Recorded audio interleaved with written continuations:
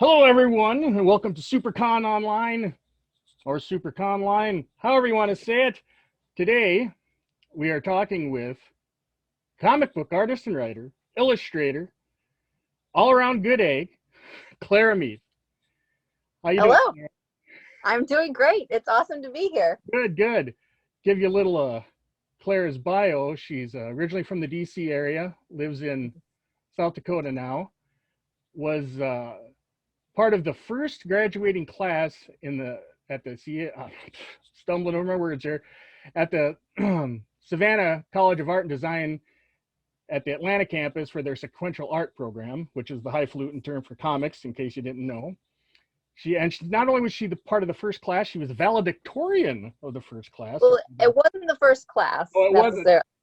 No, that program had been going on for a while. I was the first valedictorian from that program. Oh, I see. They didn't have a valedictorian before that. Oh, I misunderstood that part. Well, that's why, I should have ran this by you first, huh? No, that's fine. You're good. All right. Conversation after all. Yes, it is. So, as far as credits wise, she's worked on an incredible comic called Midnight Vista with Elliot Rahal, Shadow Play, a wonderful adaptation of the Conqueror Worm poem by Edgar Allan Poe. Highly recommend. And currently, there's some variant covers for the Goosebumps comic book coming up. Yes. Anything else you like to mention that's coming up, or? There's a couple of things coming down the pipe right now. COVID has done what it's done to everyone. It just sort of slowed everything to a grind. But I'm feeling very optimistic. I don't know how much I can say about what may or may not be coming up, but some old pairings and some new pairings. We'll say that. Yeah. Okay. Little suspense. Mm-hmm. All right. Gotta bait the hook there. All right. So before we get started, Claire's gonna do an inking demo for us today. There's kind of typical things you got to ask the comic book artist. Mm-hmm. In that you're not a typical comic book artist, because most, I'd say probably 99%, were comic book readers as kids. And you really weren't. So yeah, I didn't really. I was, let's see, when I started reading comics, even just casually, I believe I was 19. I was living in New York City at the time, and one of my recreational activities was to go to the comic shop, which I'd really, had never done before, but I just started going while I was living in New York because it felt like a New York thing to do. Sure. And I gradually started reading comics, and I didn't internalize to the extent that it was something I knew I wanted to do until a couple years later, when I just sort of realized objectively that I considered comics to be the strongest storytelling medium that I knew about. Like, no shade to anyone else. There's plenty of wonderful mediums, but in my head, it just became the obvious answer for the kind of stories I wanted to do. And the two things I had always had is I'd always drawn and I'd always written. So there was this moment of clarity that I should just combine those and get into comics. And it was sort of after making that decision that I started reading comics in earnest. It was very backwards, but we all have our weird stories, don't we? It's working out well, though, so. I hope so. Thank you. I think so. The path you take is the path you have to take, so. Mm-hmm. It's working out good as far as I'm concerned. Good. As long as it's you. What's that? As long as I'm pleasing you. Yeah. Because it's all about me. Yep. Okay. So now, before we get started into the demonstration, since it's going to be inking, talk about a little bit the process leading up to the inking. You're doing thumbnails, layouts.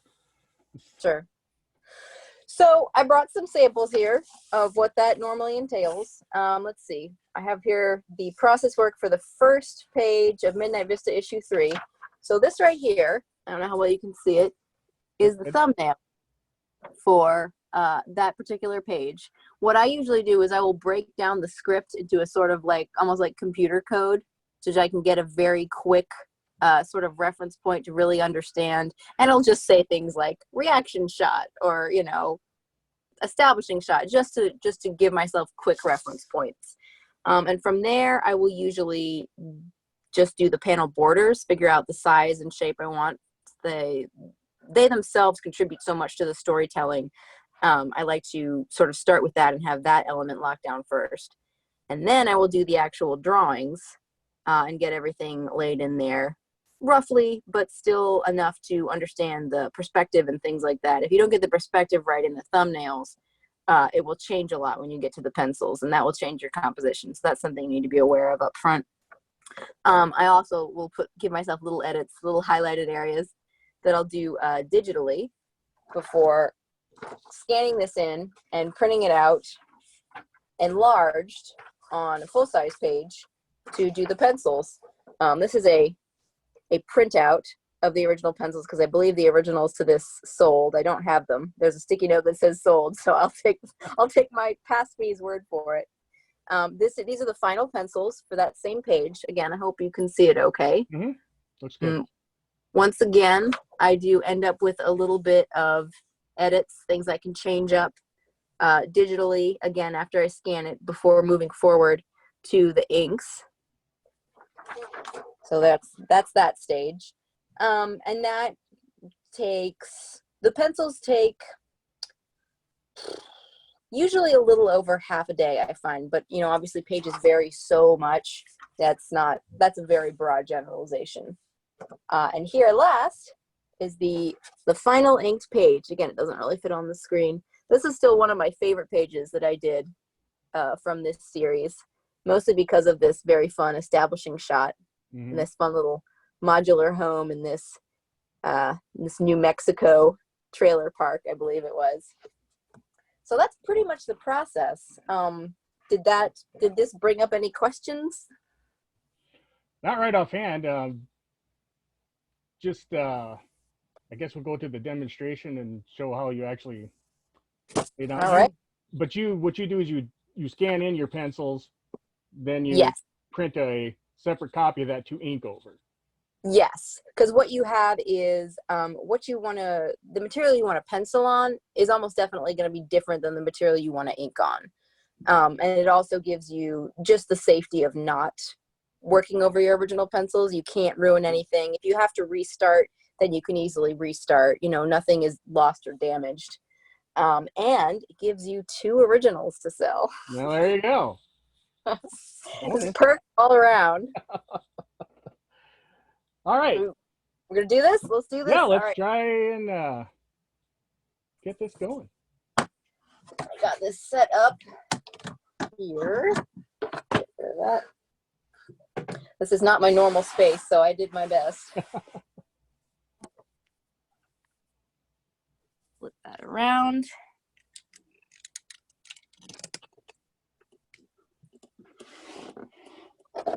All right.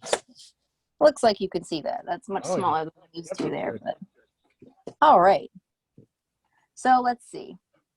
For those of you who follow my Instagram, you've probably seen this particular family already. These are some character designs for a very broad cast I'm working on for one of the hush-hush upcoming things that I'm not sure if I can talk about. But I thought I'd pull these guys back out and print them out in blue line again and see if I could keep you guys entertained with these for a bit. So this is, do we want to talk about tools first now that I've got my close-up cam? We can do that. Well, yeah. All right, let me back this up and start from the beginning. So for penciling, just regular pencils and erasers. I usually use this tiny eraser for most detail work if that's a little more convenient. And that's pretty much it for pencils, honestly. Although I also, a good T-square, always have one of those. For inking, lately I've been using the Zebra Feud double-headed brush pen. You know, these things always have very convoluted names, but as you can see, it's a very fine tip. It's very comparable to a traditional brush, and I've been having great success with it. So I will be using mainly that today, probably exclusively, honestly, because I don't see much else going on here. Because earlier this year you were having some difficulties with your brush not working Yes. good, right? Yeah, the brush pretty much crapped out on me, which is something I have heard of it doing with other people, depending on their style. The quality of the product, unfortunately, is going down.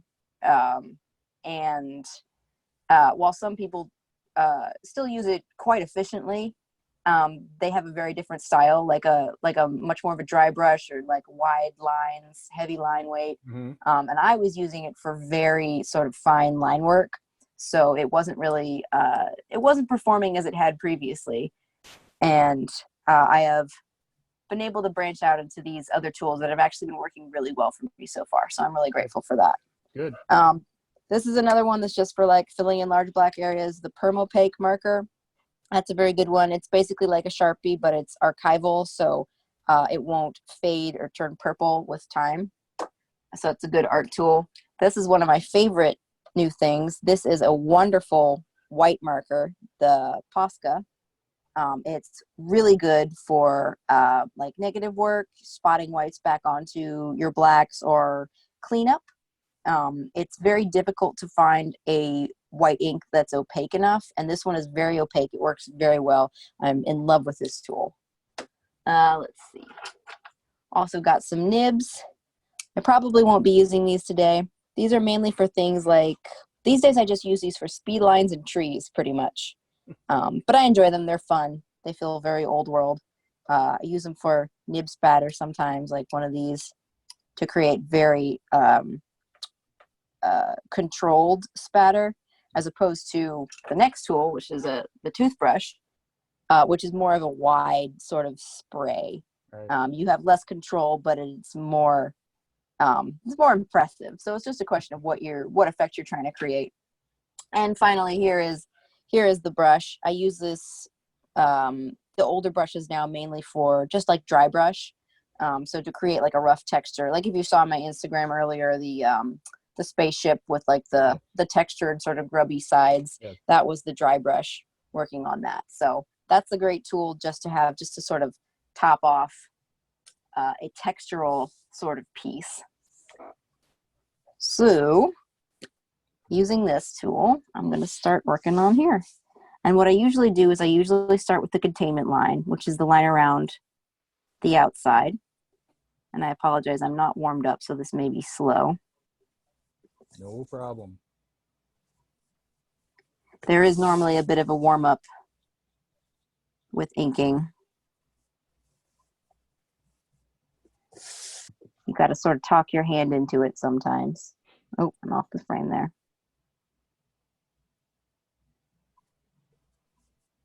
The containment line, as the rule goes, is generally the heaviest line on the figure, because it has to sort of hold everything together.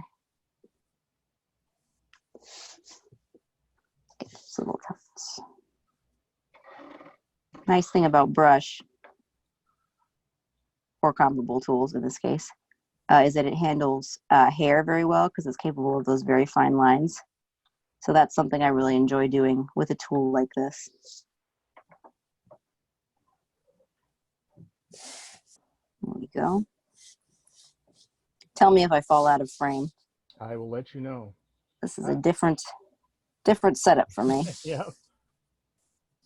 I'm actually going to switch to just you for a little bit so we can get a Okay.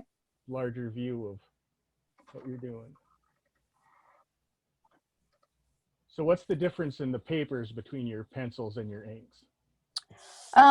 For inks, I like a somewhat more textural page that can hold, like if you wanted to do dry brush, for example, it would be much easier on a rougher surface, a toothier paper, to communicate textures like that. On pencils, it doesn't really matter. I just need something heavy enough that can handle a lot of erasing if need be. Right.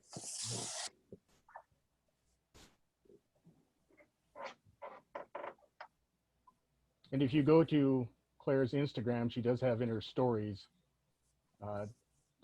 the actual products and the product names. Yes. Yeah, I have saved on my highlight reel. I have a highlight with all my tools on it.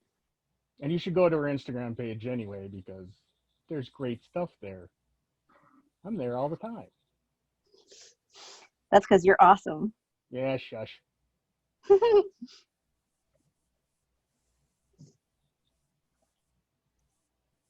And when you Now did, that I'm, oh, sorry, go ahead. oh no, I was just gonna say, now that I'm sort of branching out in tools, I've actually been trying smoother papers. So this is a much smoother page than I would normally use, but it works well with this tool actually. So it really depends. Your choice of tools and papers and all that depends entirely on the effect you're trying to create. And the more you know about your own style and your own abilities and the effects you're trying to create, the more complicated it gets. Sure. It's an uphill adventure.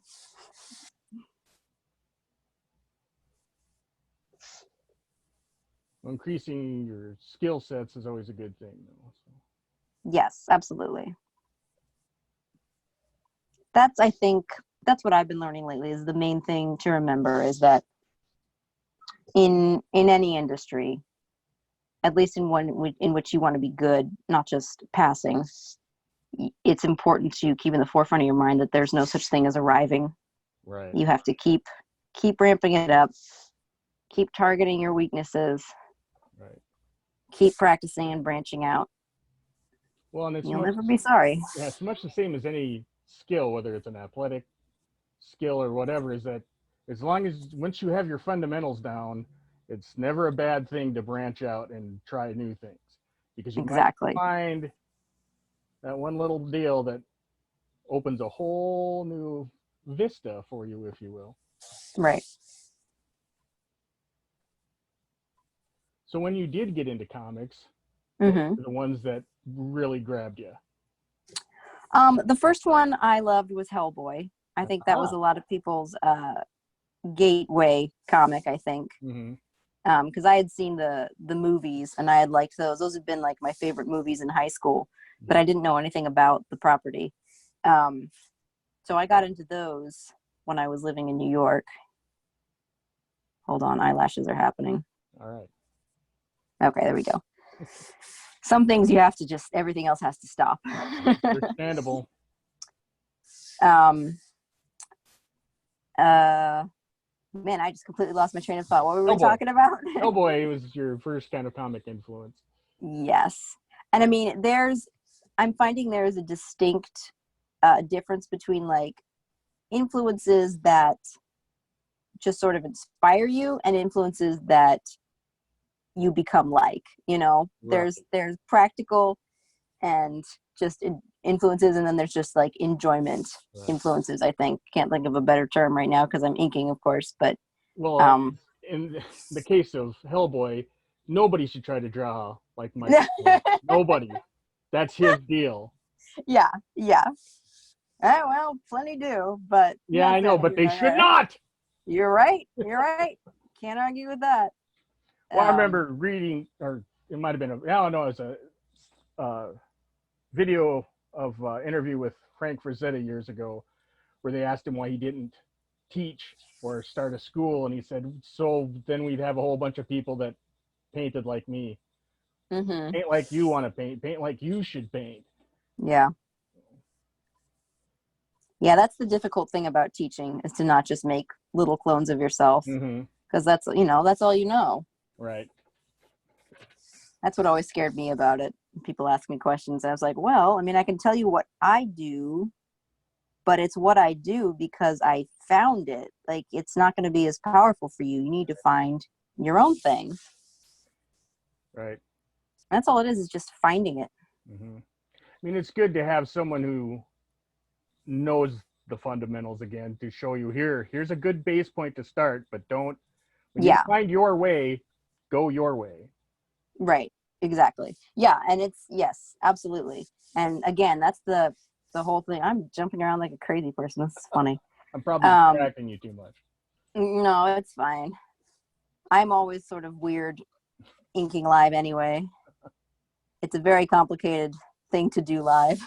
Yeah. What was I saying? Yeah, just like, as long as you can keep in the forefront of your mind that it's a continuing process and then you're continuing to learn, you know, don't let that ego tell you that you've arrived, because that's not a thing that ever happens to anyone.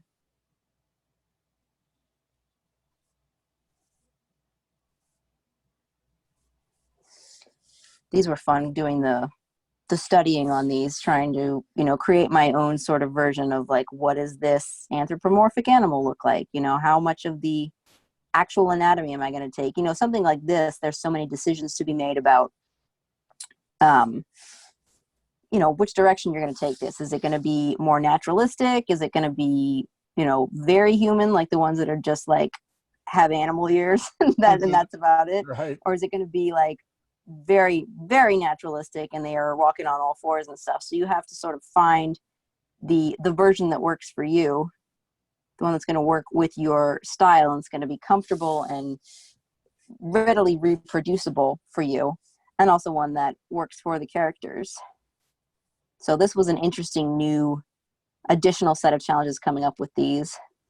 And there's a whole bunch of other characters, like a whole bunch of other kinds of animals. So that was a fun challenge.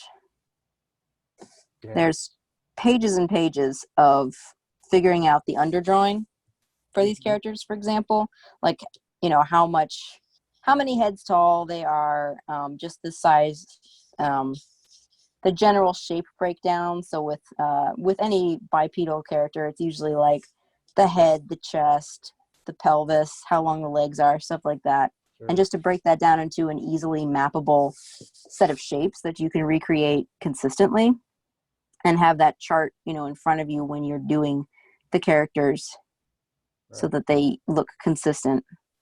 I remember that being a conversation at SCAD when I was taking an illustration class as a supplement. Hold on, eye is happening.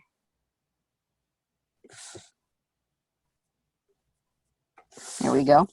And I remember the professor saying something about, it was a children's book illustration class.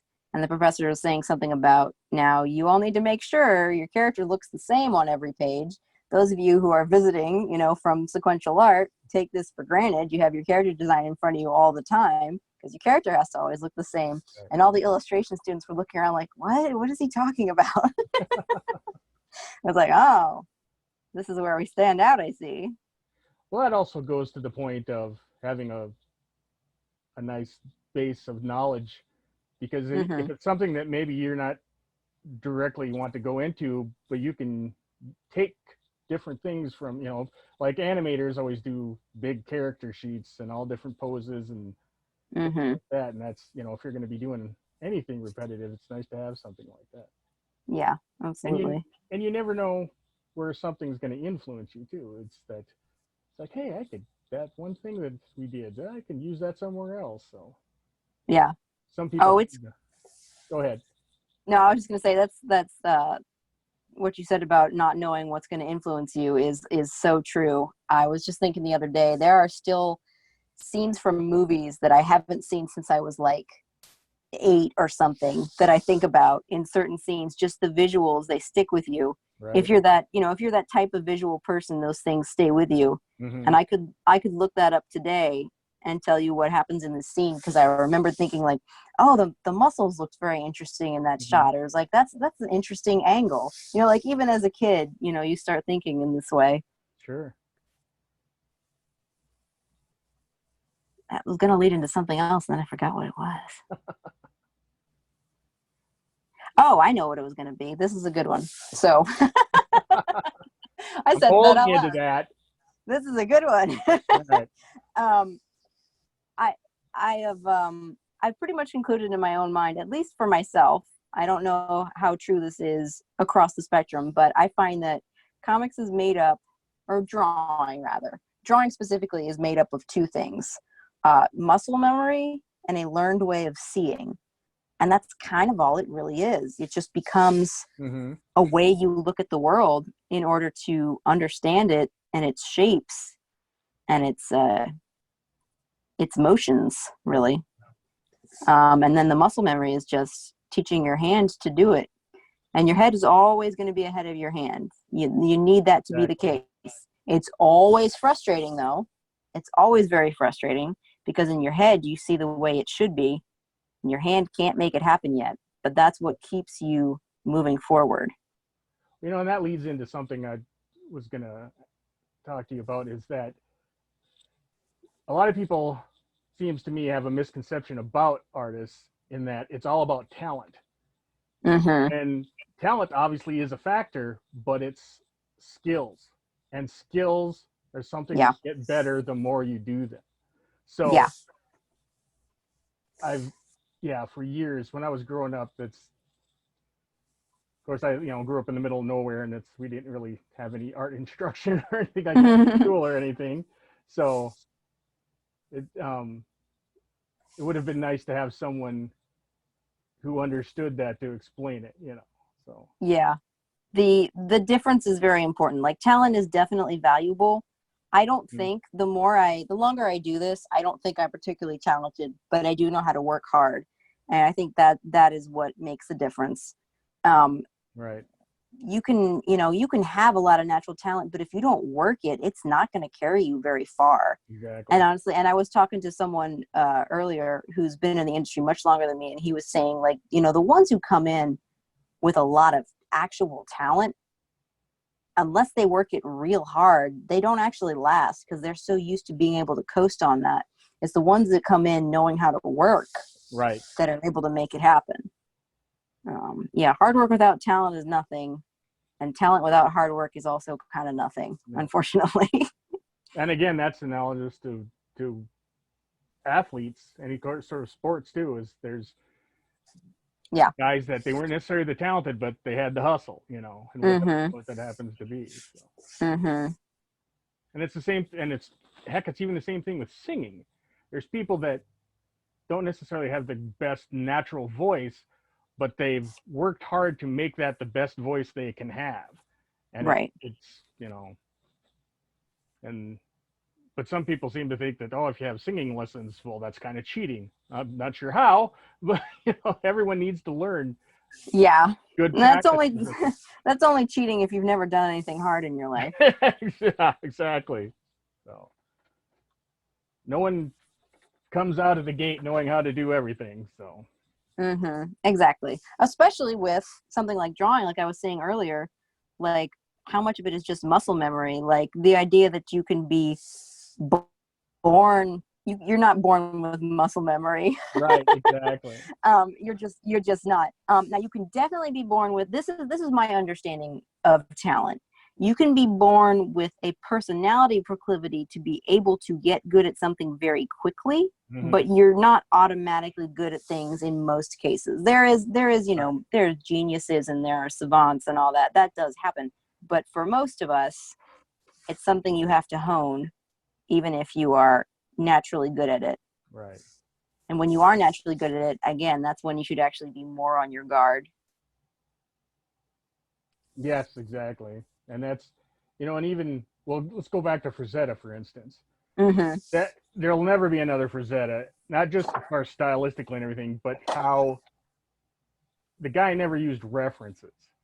And that's amazing. I mean, he would just close his eyes. What? He did not use references. There was a story in the documentary about him called, what was it called? Painting with Fire, I believe. Al Williamson, the legend Al Williamson, said that one time they were sitting around back when Frazetta was still doing comics, and he had to draw a rabbit, speaking of.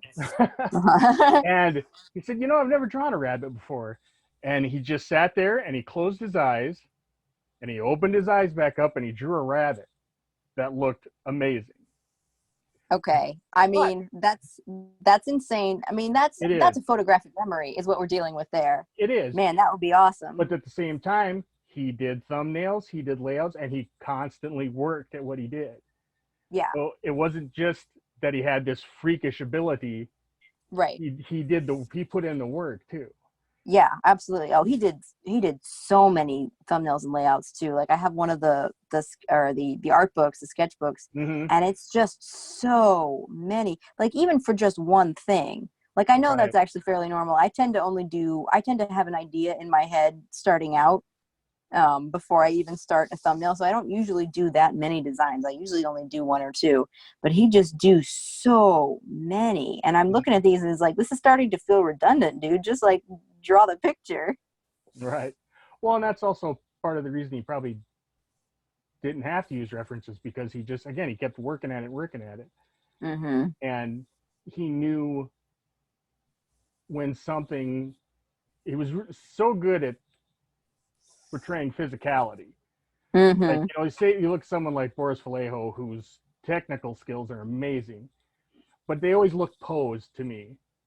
Mm-hmm. Frazetta's stuff looked like it was mid-action, like he caught it right in the middle of the thing. Yeah.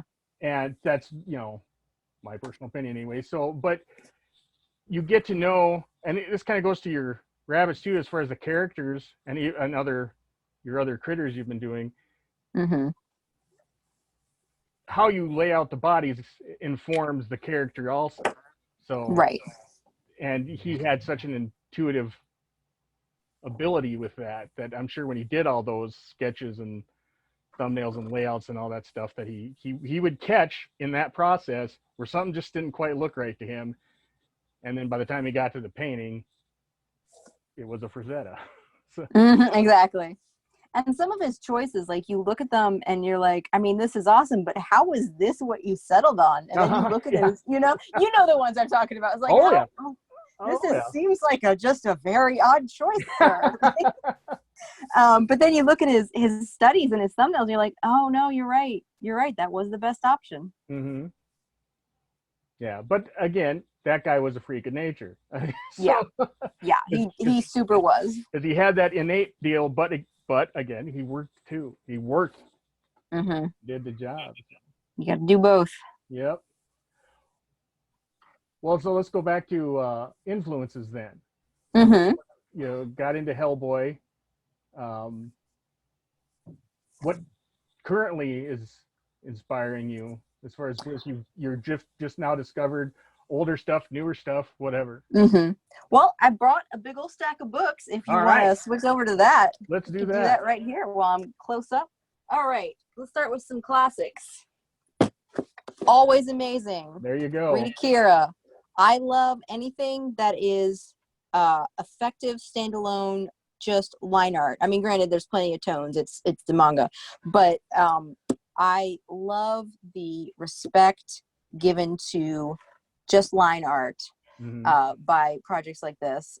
It's, you know, because that's what I do. I don't color very often, and I don't have a particular proclivity for colored comics. My favorite is always going to be black and white comics.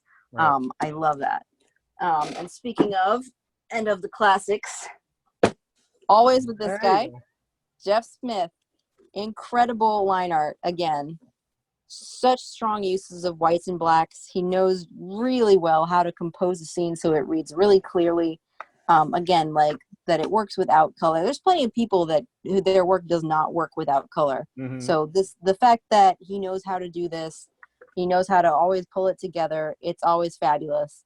I definitely recommend Jeff Smith to anybody who's trying to learn about line art or improve their understanding of shot composition or scene building with line art.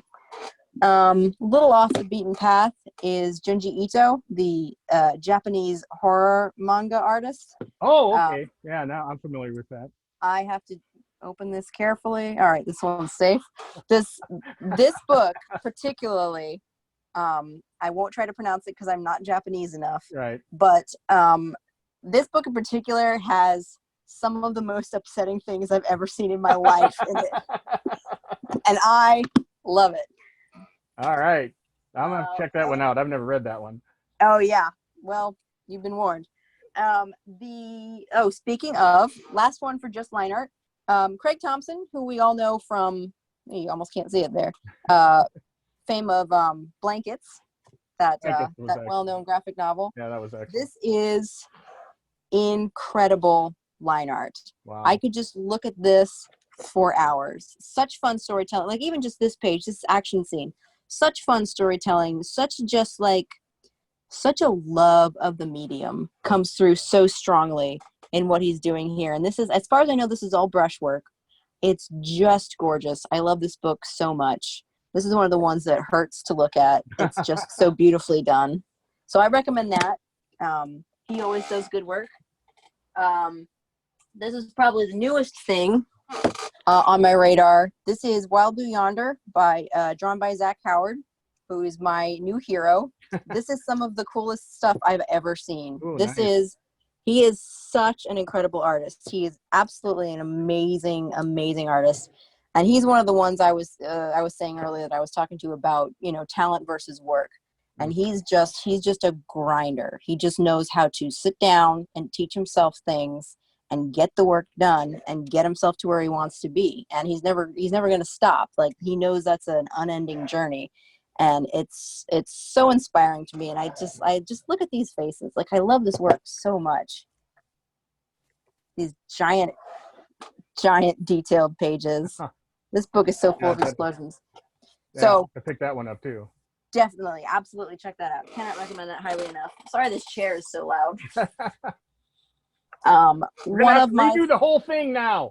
Yep, back to the start. One of my favorites, as you can probably tell from all the sticky notes in it, is not only Conan, of course, but Becky Cloonan. Yep. I love Becky Cloonan. Her subtle manga influence is very fun to sort of suss out. I love her line art. Again, she knows where to put the blacks and where to put the whites and how to separate everything correctly and create the planes and everything. Yeah, it's gorgeous. I particularly love this book, The Queen of the Black Coast arc, because it also has one of my other favorites, James Harren. What I love about James Harren is he knows where to be super loose and where to focus the attention and the detail. Like, his characters are very loosely sort of just held together a lot of times, and I'll show you in one of the other books down here, they're just sort of blobby. He's being more respectful here because they're these are established characters. Right. But he is so good at knowing where to draw attention, use of speed lines, use of textures. He's incredible with textures. Some of the textures you see him use are just mind-boggling. And you see his characters can be incredibly simple, but that is to the benefit of the story. Like, this guy up here is just kind of an outline. Right. But it works. It works really beautifully. He makes it work. So those are the people I'm into right now, that I'm reading right now. I have, let's see. Let's go through these real quick. I have instructional books. Shall I recommend those real quick? Yes, very much so. Anything by Andrew Loomis. Yes. Anything. Successful Drawing is one of my favorites because it also goes into perspective. It has some figure work in here, but it's more about pulling a whole scene together and understanding how all the disciplines and sciences of drawing work together. Right. I am going back through this one right now, Drawing the Head and Hands. This one has been very enjoyable. It gives you, all the breakdowns of, how to arrange it. Like, of course I can't open it to a useful page. So there we go.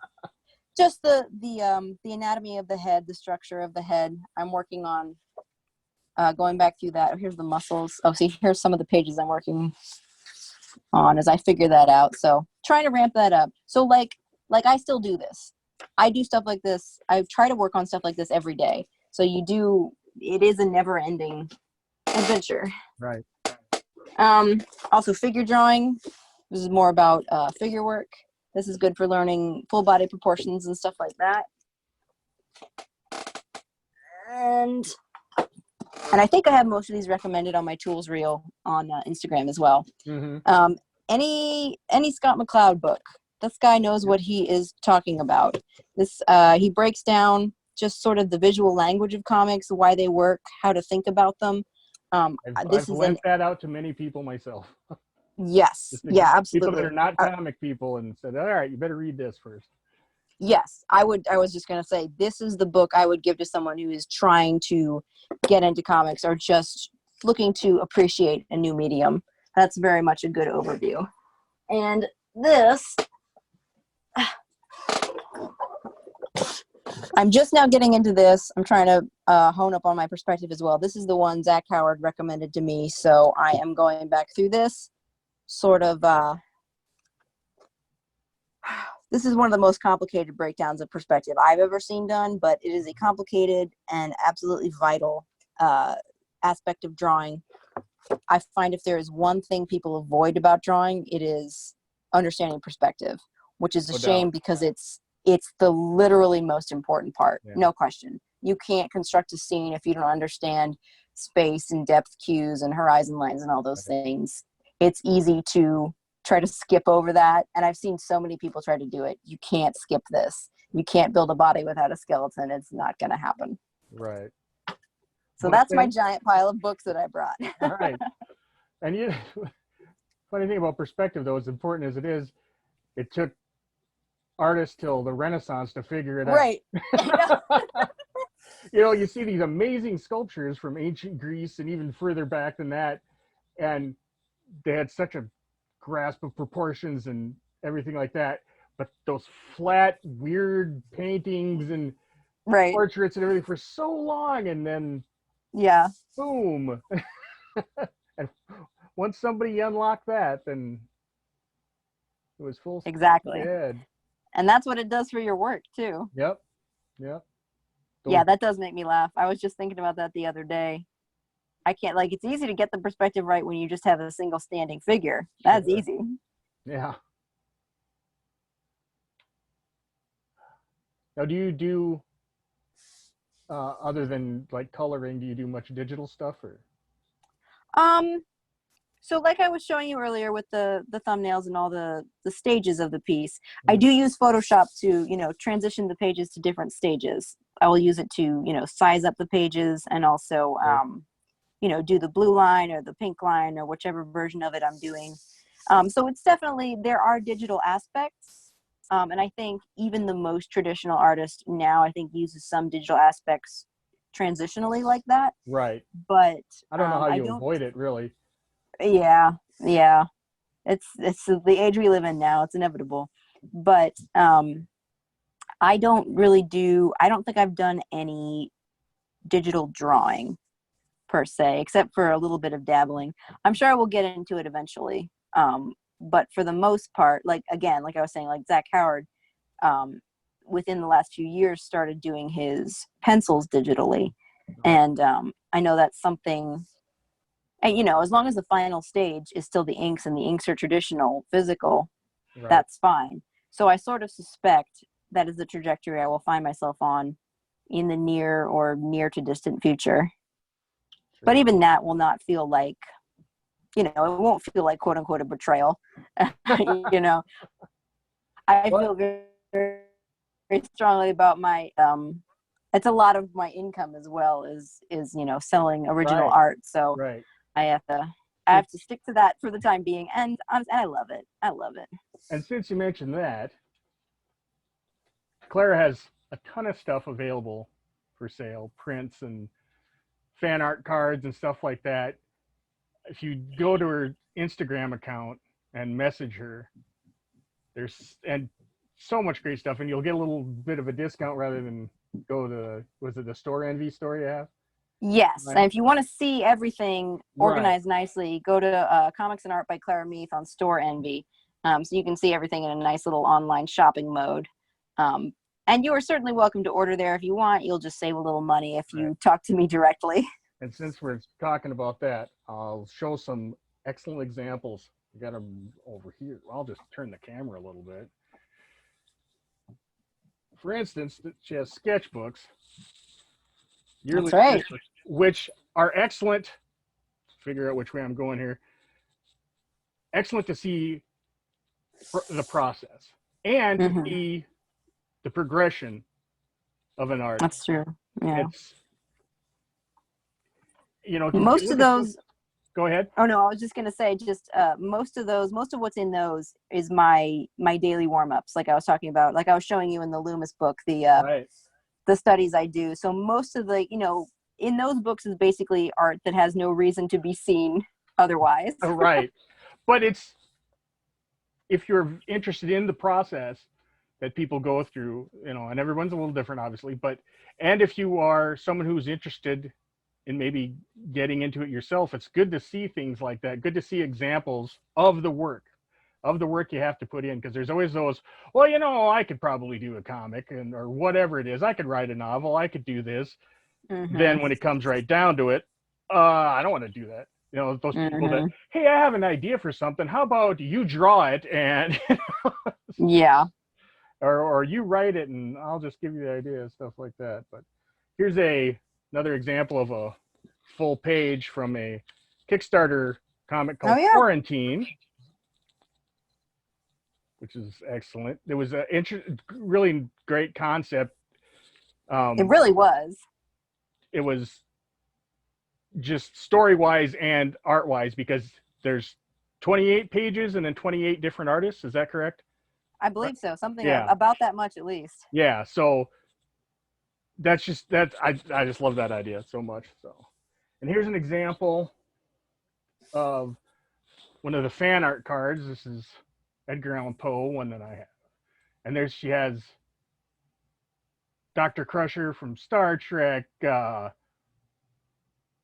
Witcher. Jesus, there's all sorts of stuff. She's got a ton of. They're great little cards. They're actually.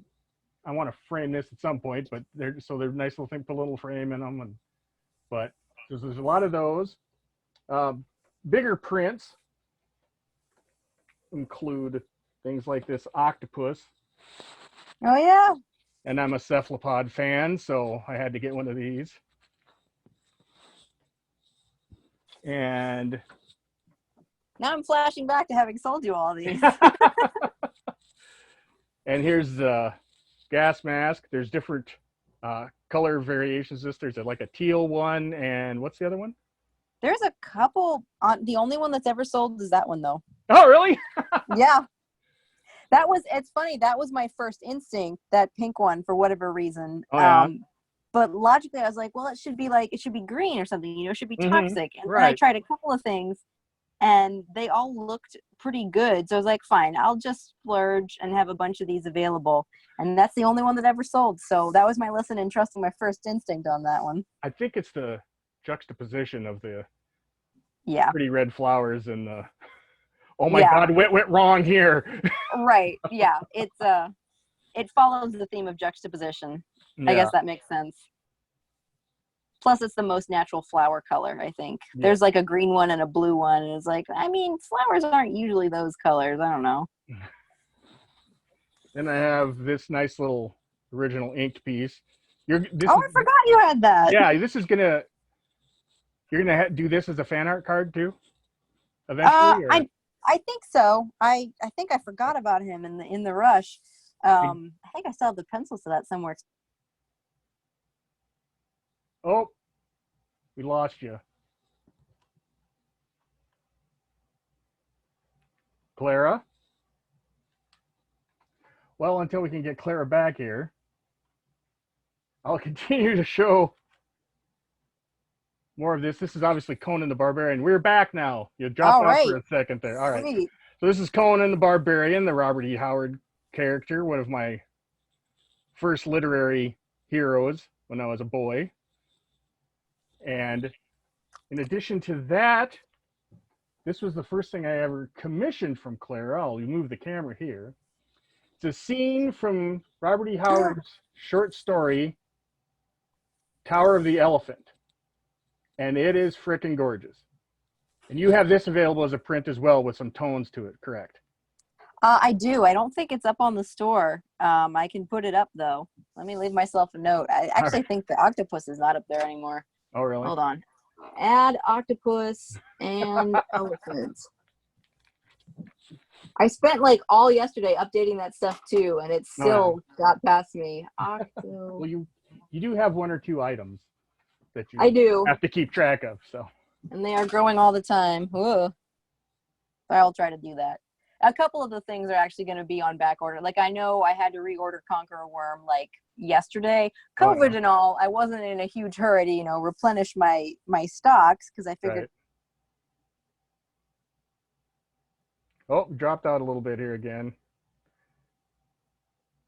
So, well, I'll take this opportunity to remind everybody that SuperCon and SiouxperConline is a charitable organization with a two. Now I'm stepping on myself again. Okay, you're back now. Okay. But anyway, I might as well finish that. As I was saying, it's a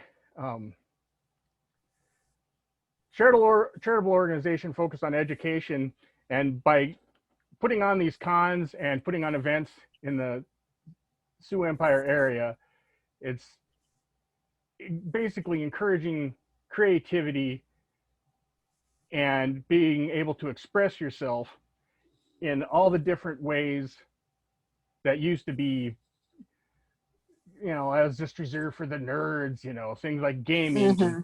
and anime, comics, obviously, and you've got the cosplayers and all this stuff now. And it's a great organization.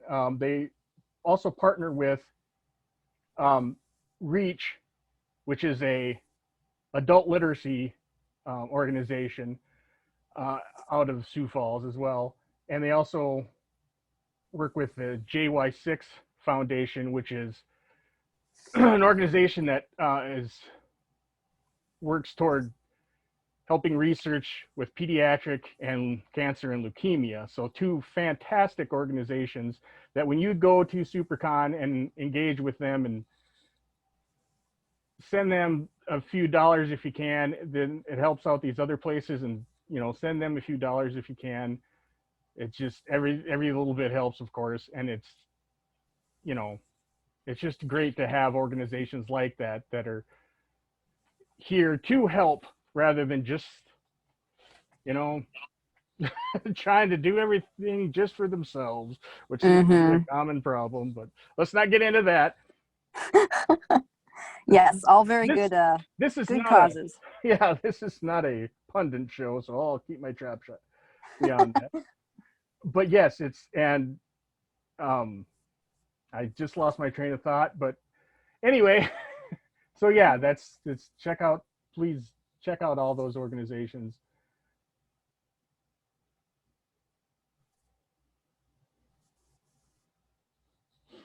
All right, whoops, bumping into stuff over here.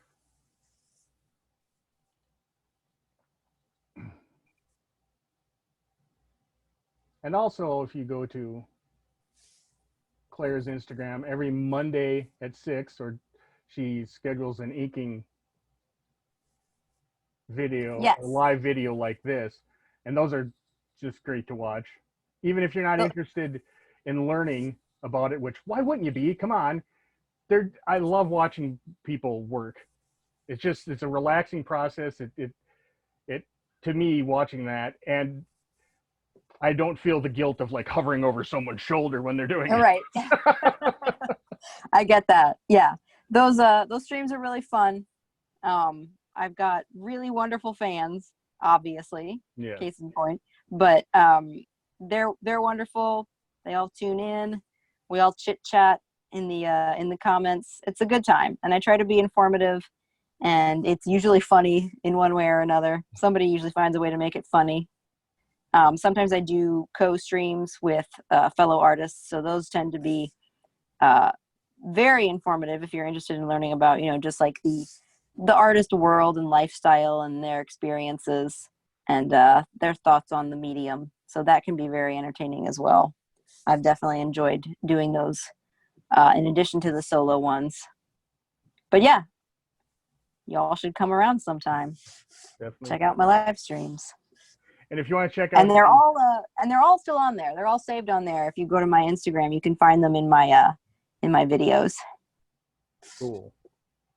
And there will be links to all of Clara's social medias and to the Store Envy site and on the individual page for this and elsewhere on SuperCon's website, I assume. I could just be making stuff up that they're going to have to scramble to fix now.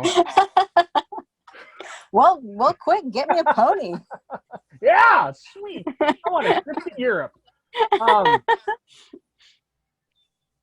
But yeah, but going back to SuperCon, good organization. I've all volunteers too, by the way. everyone that works the cons are volunteers too. So that's just the fact that so many people are willing to do that because they're passionate about this stuff. It's a great thing to have. Yeah. That's where Claire and I first met 1 year ago, and since That's right, it's our anniversary. yes, and since time no longer has any meaning, it feels longer than that and shorter than that all at once. So, and yeah, I'm kind of I'm kind of tangentially associated with SuperCon through things like this. When I live too far away to be involved in the making of the sausage, as it were, but I'm more than. But hey, look at this! You got to jump in. Yeah, more than willing to do things like this too, and try not to make them look too bad anyway. So. There's always someone worse off. Just remember that.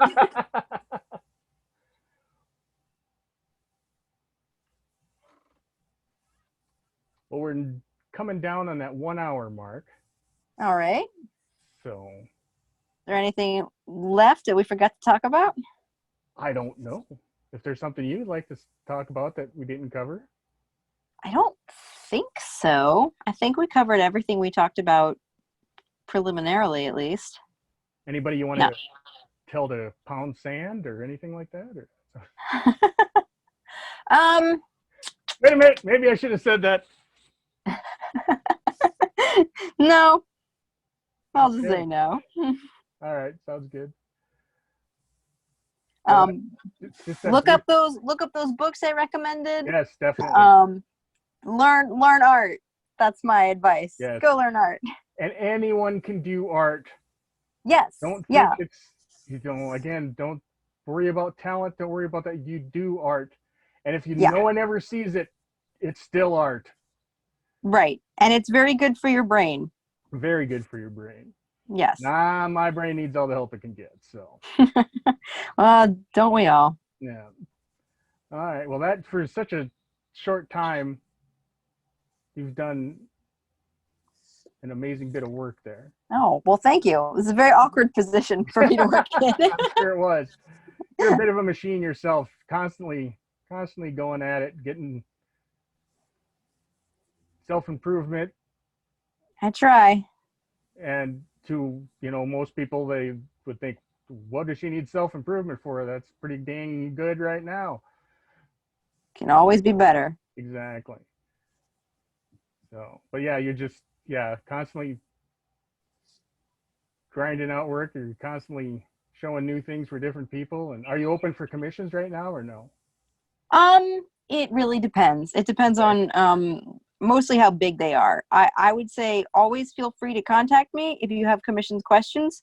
I will say I am transitioning to an art dealer. So I do have an art dealer, but I'm not like fully on board yet just because it's a long process. Right. When that fully takes, you will have to go through him to get commissions. But that's still pretty traditional, and I will make it obvious in the relevant places. But that being said, never hesitate to contact for commissions. I'm always open to at least considering if possible, because I do love doing a wide variety of work. And if I can't do it because of time, then it's not a personal slight. That's just kind of how it is. All right, sounds good.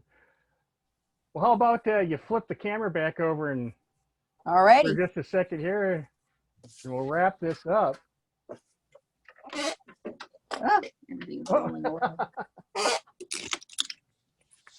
Let's see. Flip that. There we go. Okay. Thank you very much for doing this, Clara.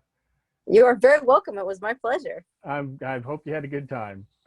I did. Thank you. I indeed did. So good. And so maybe someday we'll actually see each other in person again. I did tell you I'd buy you lunch the next time I'm down in your area. So that's right. You can hold me to that. I'm not saying you have to. Yeah. But it'll happen. Anyway, thank you very much. Much appreciated. Again, check out her stuff on her various social media pages. Instagram, specifically, that's where she's busiest, it seems like to me. It seems to be your preferred platform. Usually, yeah. I find it the most conducive to interaction. And, you know, obviously it's a mostly visual platform, so that works. Right, exactly. So I think we'll call it for the day. Appreciate you being here, Clara. Absolutely. And keep doing the good work, and we'll catch you next time. Till then. All right, bye-bye. Bye-bye.